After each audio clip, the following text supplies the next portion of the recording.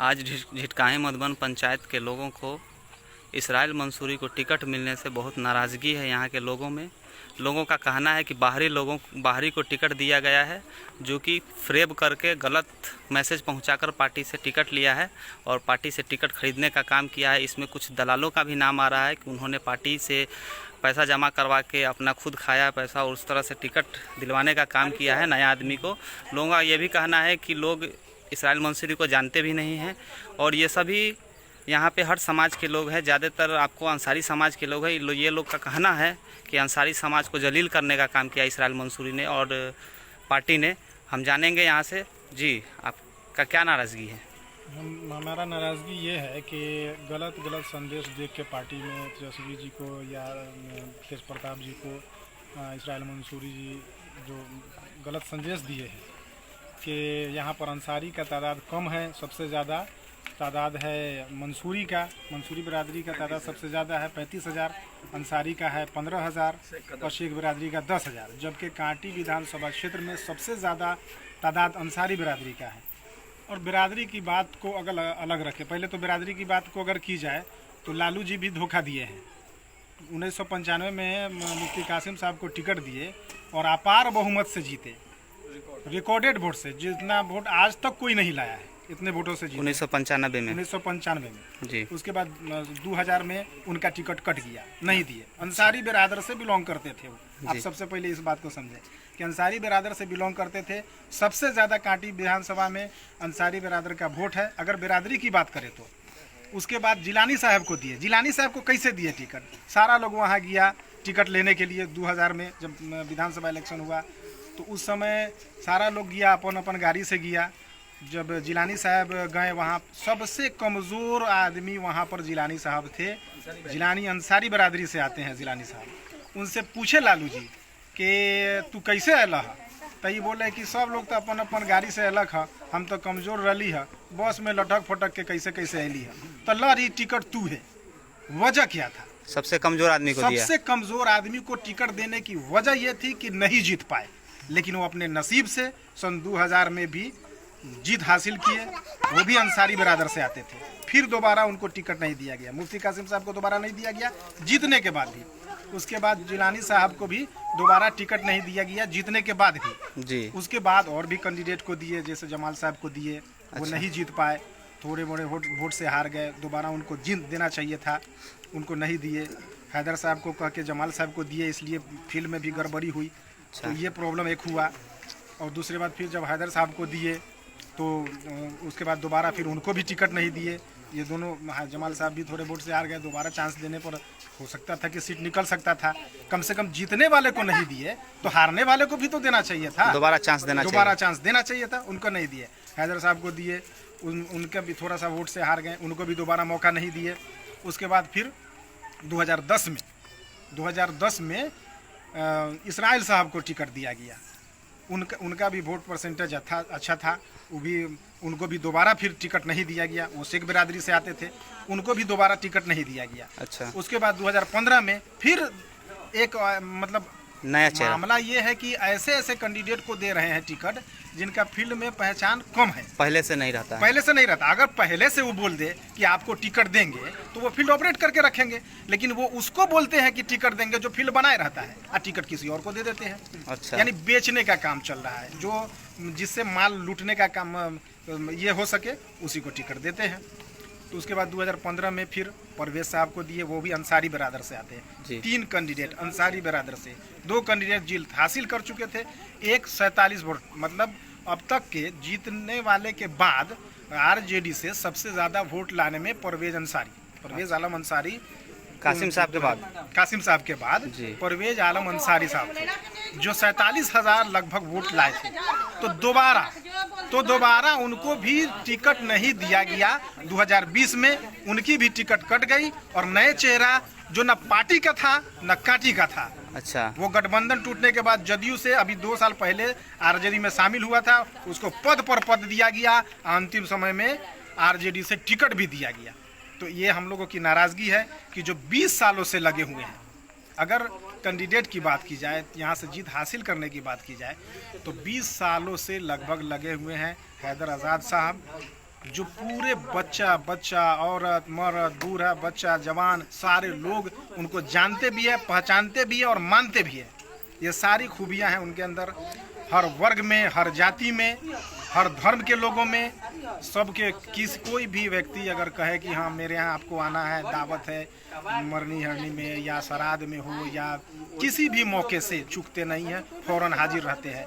यानी अगरचे मुफ्ती कासिम साहब के बाद कांटी विधानसभा से रिकॉर्डेड वोट से अगर कोई कैंडिडेट जीतने वाला था आरजेडी से, तो वो थे हैदर आजाद साहब।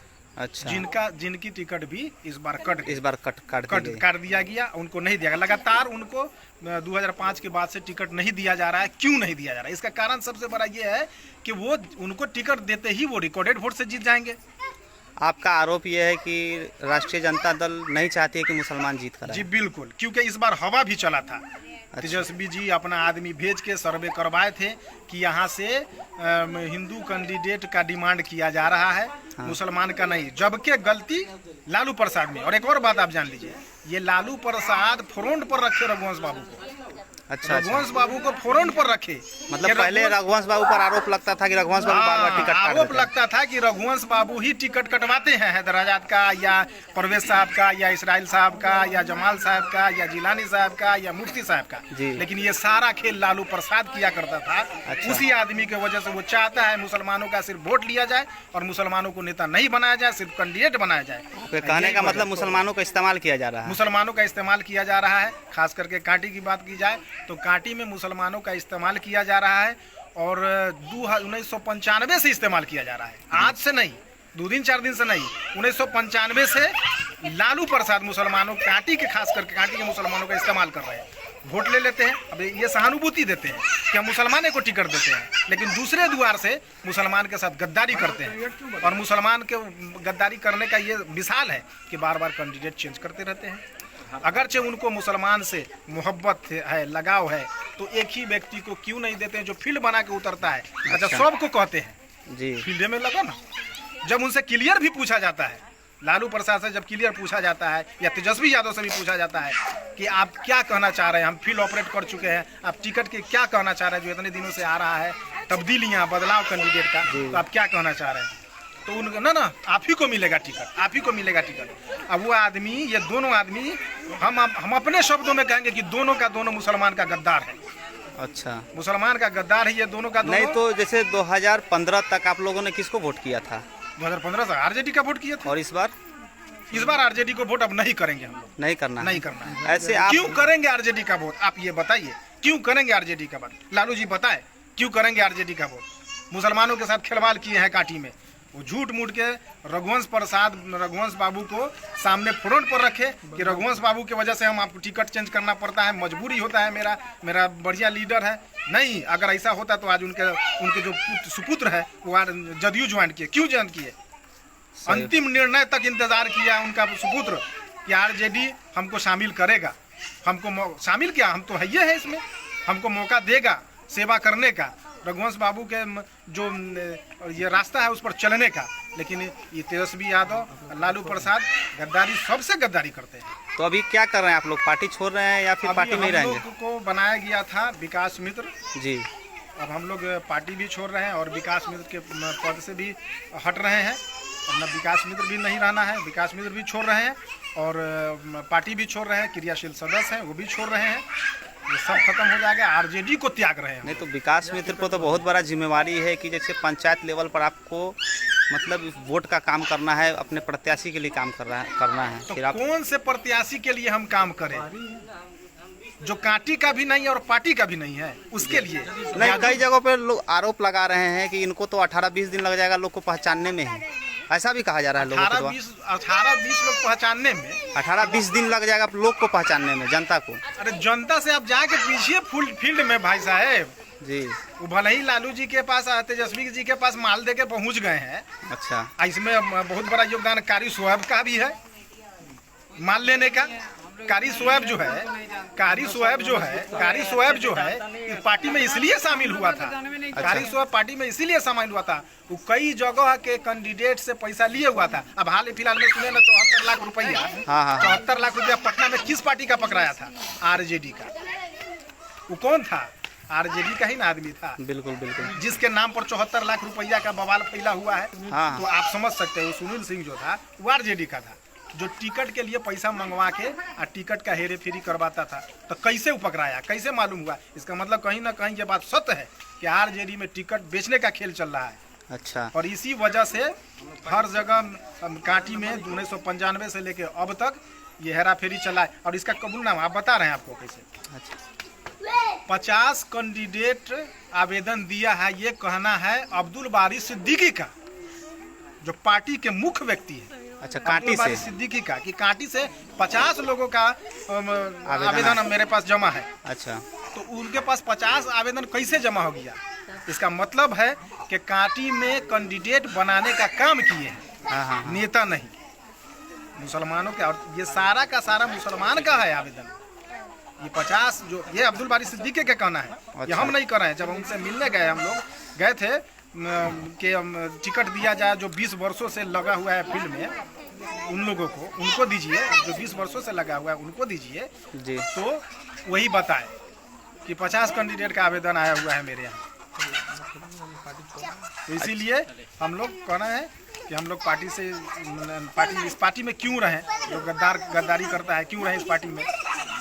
इसीलिए हम लोग ना वोट देंगे और ना पार्टी में शामिल तो रहेंगे। जब पार्टी आप लोग छोड़ रहे हैं तो अभी तक पार्टी का माला कैसे पहने हुए हैं? बस अभी आपके सामने में माला उतार के जी। और हम लोग इसको फाड़ चीर सब करने जा रहे हैं। आप देख लीजिए फाड़ रहे हैं, आप देख लीजिए, आपको मजाक लग रहा है। फाड़ रहे हैं, देख लीजिए, सबको अभी जलाएंगे। देखिए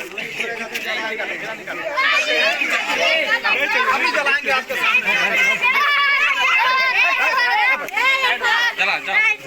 आपके सामने में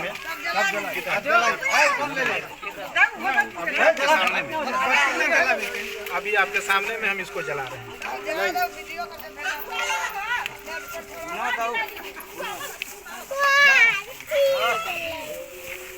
नेता को तो हम लोग पहचानते नहीं है, कैसे पैदा लिया वो नेता? वो है कहाँ घर है, ये तो बता दे। काटी का ना पार्टी का, ना काटी का है ना पार्टी का है, उसको क्यों रखे? विकास मित्र का एक छोटा सा कार्ड मिला था लोगों को, बनाकर उसको जलाया जा रहा है। देख लीजिए, ये है विकास मित्र का कार्ड है। ये देख लीजिए, सबको फाड़ के तेजस्वी यादव का फोटो भी लगा हुआ है।